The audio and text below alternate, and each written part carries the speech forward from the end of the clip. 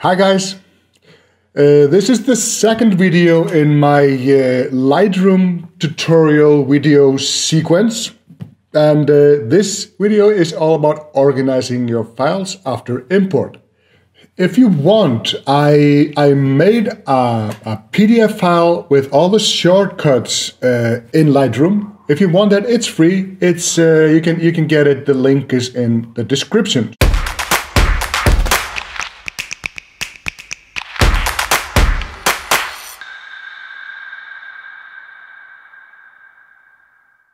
So as you can see here, I'm already, Lightroom is already open and I'm in Library View. And I can see the two folders here I imported in the last video. And if I see here, the arrow here in front of Iceland Winter 2020 is grayed out. There's no subfolders here.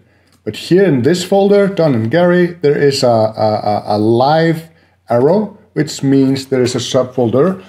And this is sometimes what I do. I told you I usually don't like to make too much folder structure within the file system. I like to make collections and stuff. Like I like to organize within Lightroom.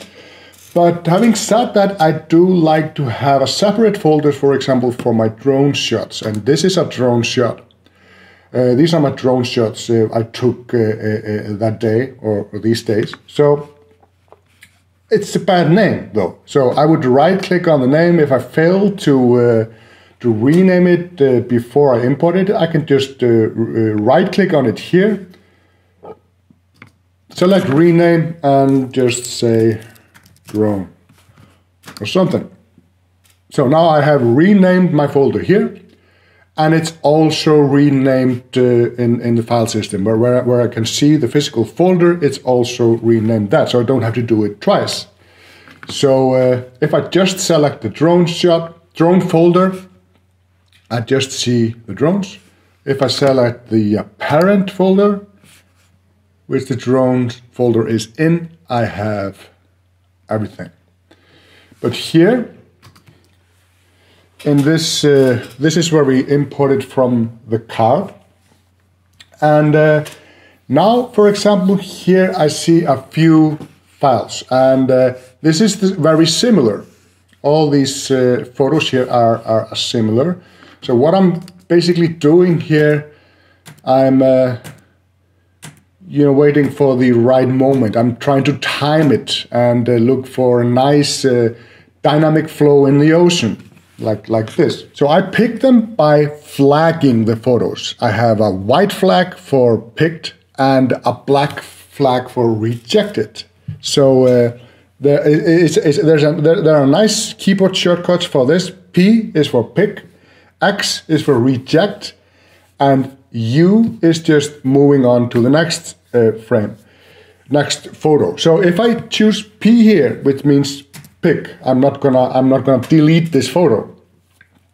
It just stays on the same photo. However, if I push caps lock and have caps lock on, when I choose P, it automatically advances to the next photo. It picks the photo and automatically advances to the next one. So I do P. I want to keep those files. P.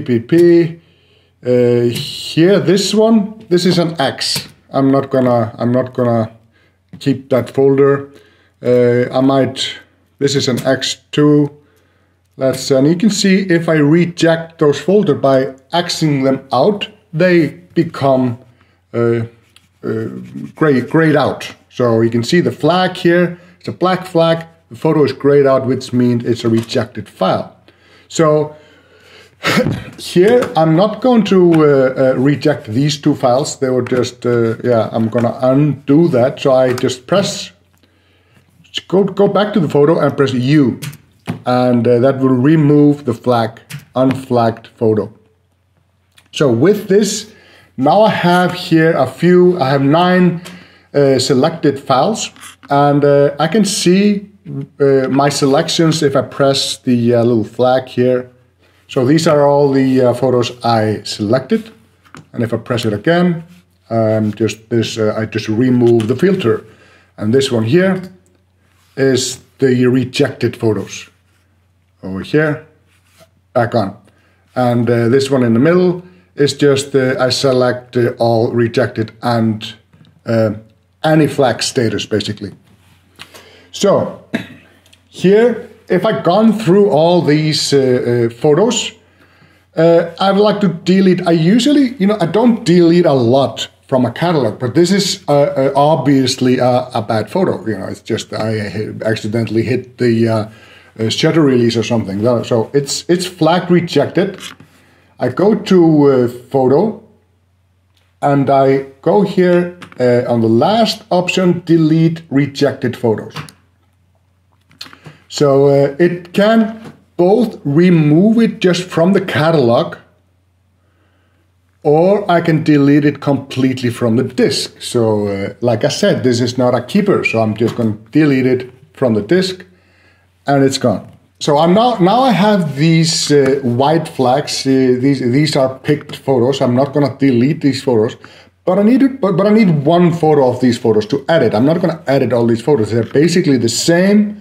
I just need the best one. So here I have one photo selected. So I'm gonna command click the next photo. You can control click on PC and go to compare view. So here I have the photo I selected, and here's the candidate. So is this photo or this photo better? I actually think the candidate is better.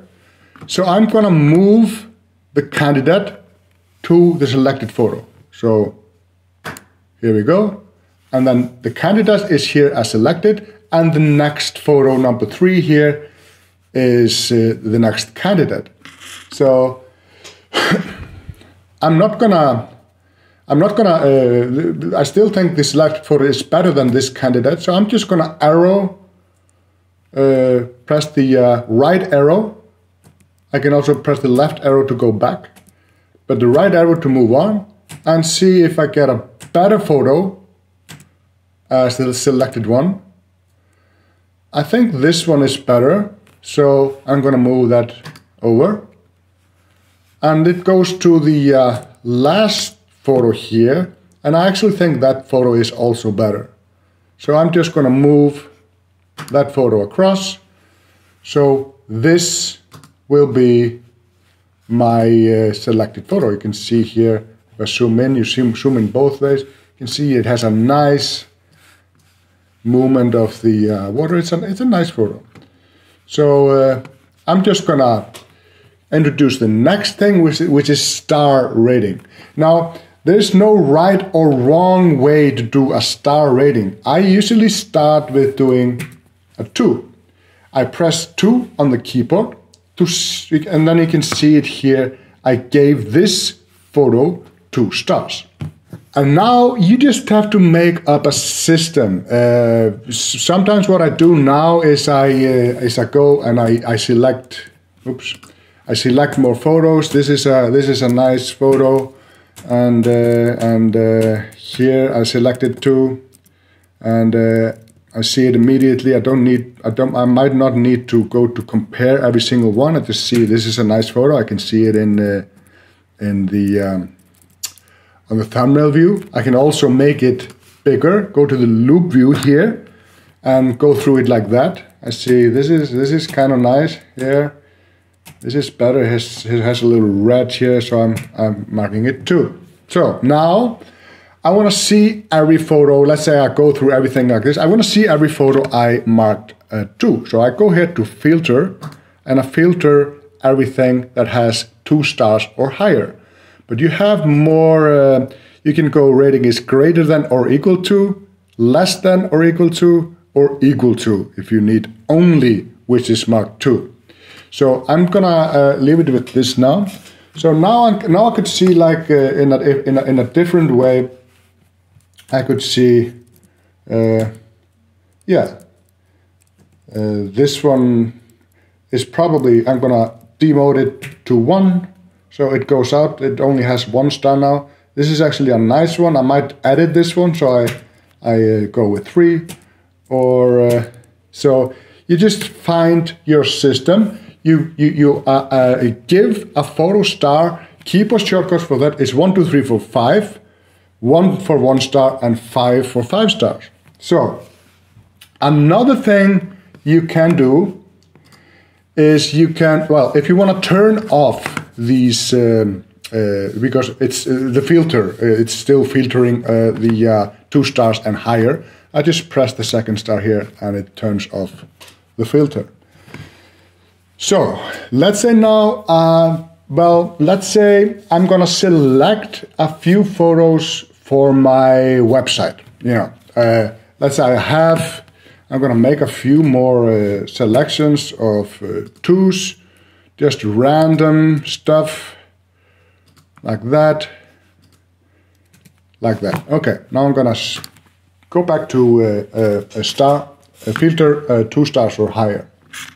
Now I need to select for my website. I could do that by adding another star. I could also do it by choosing a color. For example, red, yellow. You can see the colors here. And the stars, the keyboard shortcuts from the stars was 1 to 5, 1, 2, 3, 4, 5. So then the colors take over. So the keyboard for red is 6, 7, 8, 9, and 0. So I'm gonna put a yellow label on every photo I want to use for my web page. I want this one. So 6 is then red, 7 is yellow, and this one 6, and this one 6, and maybe one of the horse photo 6. Oops, 7. Sorry, it's 7. 6 is red, 7 is yellow, like that. So now I can apply more than one filter. I can apply filter for the stars, like I have it here. I can also see only the yellow label, which I choose for my website. So this basically takes care of flagging, which is this here, the stars, and the colors. How you use this is entirely up to you. Just try to make a system and stick with it. It is very difficult. I'm guilty of this. I come from a shoot, and I make a system for every shoot. I make a system for this shoot. Now I'm going to just pick everything and reject, put a white and black flag, and pick photos like this. The next shoot, I'm just gonna go straight in, give the keepers 2 stars, and then I'm gonna compare them. Like for example, if I have all these photos here, they all have 2 stars. I can select one and shift click this one, then everything is selected in between.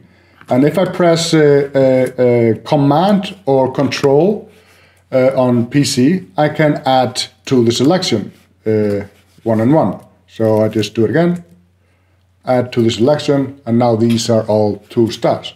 So let's say, for example, I want to, I have a lot of these photos here, so I want to compare them. Here, I select the first one and the last one I want to compare, and I go to this guy here, which is Compare View. So that only opens those photos. It's not good to have too many photos in this, because it depends on the size of your monitor. So this is okay here, but now I'm trying to find a keeper here. So I could either select and say, okay, this one I will probably reject this one, but I'm gonna leave it here for now. But I'm gonna select this one, at least advance this one to the next round, and I give it 3 stars. So, or to maximize the real estate on my screen, I just see, okay, this is rejected. I just cross it out. This one is too crooked. I cannot correct this one. This, okay, and I don't know. This is no good either. Let's say no. I think I'm going for the whole mountain. So yeah, this is out here. Too much light. Boom. Yeah. Okay. It's just a different. We did it in compare view before, where we selected one against the other. Here we just have many photos and we just cross them out. And when I finally have my winner, I just give it a star which fits, so to indicate that it is a selected photo. So then we have collections. So let's say I'm gonna make, here I'm starting to organize my file a little bit. So let's say here, I have my horses photos here, and I want to make a collections for the horse photos. So I can either select them first and then automatically apply that to the collections, or I can just move it in later. So first I'm gonna select them. I'm gonna select all the horsey photos, a lot of them. Yeah, a lot of horse photos. There we go. And shift click the last one. Then I have all the horse photos selected. I can see it here. There are 335 selected photos, horse photos. So I'm gonna make a collections for that. I press the plus sign here, create a collection, and I call it horses. And I'm not gonna put it inside a collection set because I haven't made a collection set, but I'm gonna include the selected photos. I'm not going to make new virtual copies. Virtual copy is I can re-edit a file without making a copy of the file.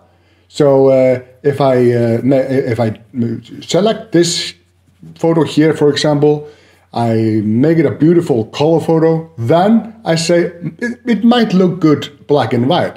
So I don't have to change this photo to make it black and white.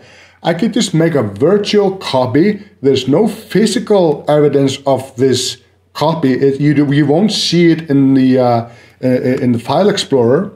It's just Lightroom knows of it. So you can make a virtual copy. So you have a copy of you have a copy of the colored one and the black and white one. So I'm gonna talk a little bit about that later. But I'm just gonna set include selected photo. I'm not gonna put this as a target collection, so it will automatically default go to this collections whenever I assign a photo to a collection. Then we have a default collection. So I'm not gonna do that. Just horses and include these photos. Create. So it will not move those photos from Iceland winter. It's still here. But it's also just a view from this. Only those photos is here. So you can see only the horse photos are here. But here's the thing. I have more photos here in this. So I will say, well, here I have mountains.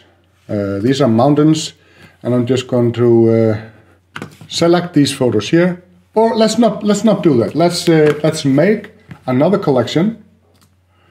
Create collections, and I'm gonna empty for mountains and not include anything. So here we have the horses collections we made with 335 photos.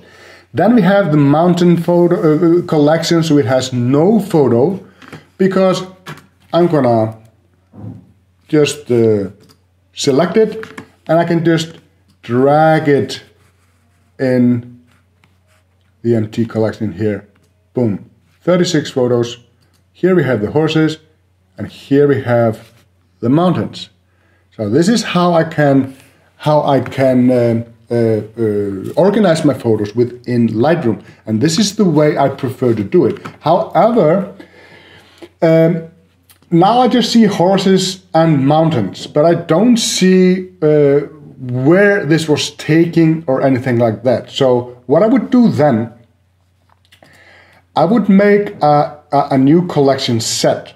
So this collection set, just get creative. North Iceland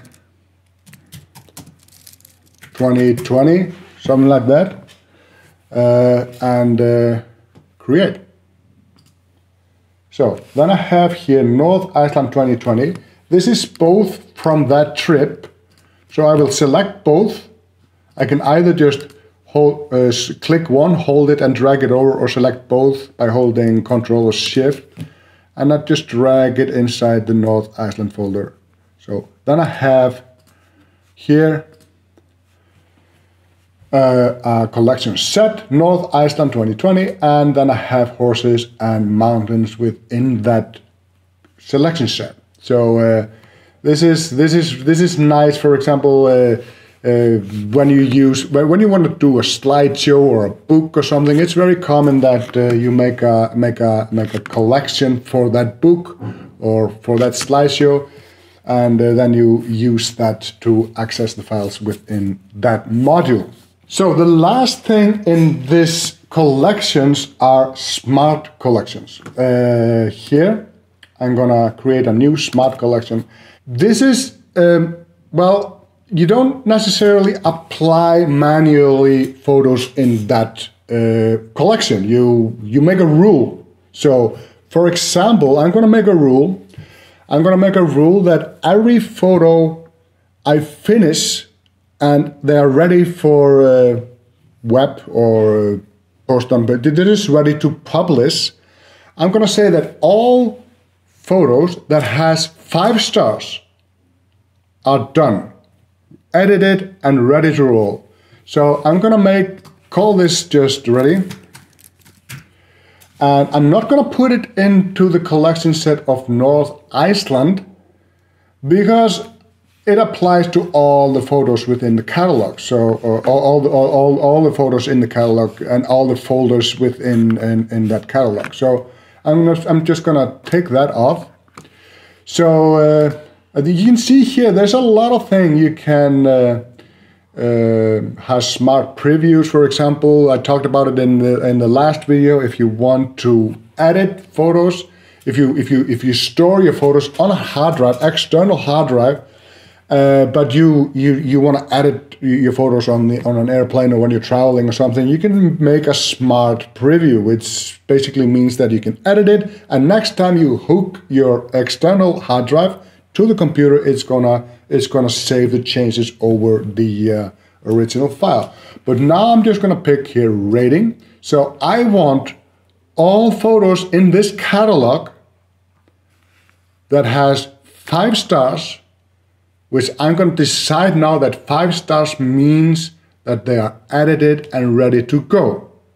I want all those folders to go in this smart collection set called ready. So I'm going to create that. And it automatically, there were 3 photos in my folder, this Iceland winter folder, that already had a 5-star rating. So it immediately saw that and automatically put those files in the collection set. So even if you make the smart collections after the fact, it automatically applies everything that applies to that rule. So now I have 3 photos here. Let's go to the other folder, the other folder on the drive, and let's say here's a nice one. Let's say this one is ready. So I just give it 5 stars and it automatically adds to the ready folder here. And this one, let's give that 5 stars, and maybe we have some more. Here is another one. This is ready, 5 star. And this is ready, 5-star, and so on. So now if I check the ready folder, it has 7 files in it, all marked 5 stars, all ready for use. So there's no right or wrong here on how to use these elements, stars, color labels, folders and smart folders.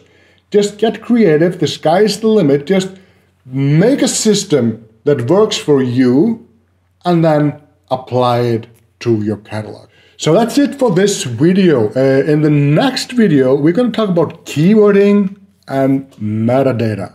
And after that video, we're going to start editing. Thank you for watching and goodbye.